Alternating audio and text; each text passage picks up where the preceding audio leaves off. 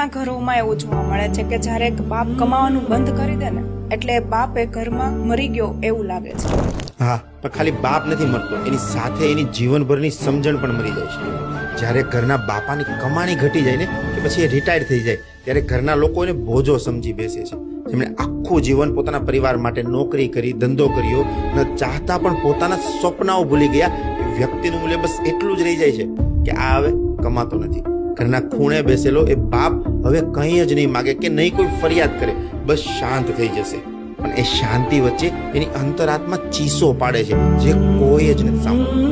એ માટે જ કહેવાય છે ને, ખાલી બાપ નથી મરતો, એની સાથે ઘરમાં એનું માન મરી જાય છે, એના આશીર્વાદ મરી જાય છે અને એક જીવતું વટવૃક્ષ પણ ધીમે ધીમે ધીમે સુકાઈ જાય છે. ક્યારેક બાપનો હાથ પકડીને બસ એટલું જ પૂછજો, પપ્પા તમે કેમ છો? શબ્દો ઓછા છે પણ જીવનભરનો પ્રેમ એમને આટલા જ શબ્દોમાં દેખાઈ જશે. કેમ કે ક્યાંક એ બાપા પણ ધીમે ધીમે ધીમે ધીમે અંદરથી મરી રહ્યા છે.